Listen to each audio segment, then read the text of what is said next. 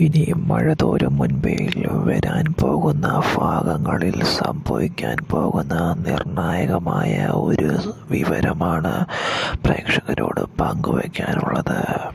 Stanley അങ്ങനെ വൈജയെ നേരിട്ട് കാണുന്ന നിമിഷം വൈജയോടുള്ള പകയും പ്രതികാരവും കൊണ്ട് വൈജയെ വെടിവെച്ച് തീർക്കുകയാണ് ചെയ്യുന്നത്.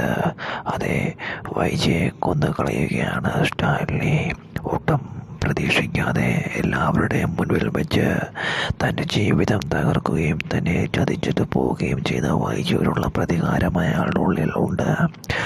അങ്ങനെ എല്ലാവരും കാണെ വൈജയെ കണ്ട് കുറച്ച് സംസാരിച്ചു കഴിഞ്ഞ് അലീനയോടുള്ള പകയിൽ വൈജ പെരുമാറുമ്പോൾ അത് സഹിക്കാൻ കഴിയാതെയും തന്നോട് ചെയ്ത കാര്യങ്ങളും വഞ്ചനയും ഓർത്ത് സ്റ്റാൻലിക്ക് പഴയ കാര്യങ്ങൾ ഓർത്ത് സഹിക്കാൻ കഴിയാതെ തൻ്റെ ജീവിതത്തിലുണ്ടായ നഷ്ടങ്ങൾ, വൈജ കാരണമുണ്ടായ നഷ്ടങ്ങളും വേദനകളും വിഷമങ്ങളും കാരണം പെട്ടെന്ന് സ്റ്റാൻലി അങ്ങനെ കയ്യിലുണ്ടായിരുന്ന കാര്യം വെച്ച് അങ്ങനെ വെടിവെച്ച് തീർക്കുകയാണ് വൈജയെ.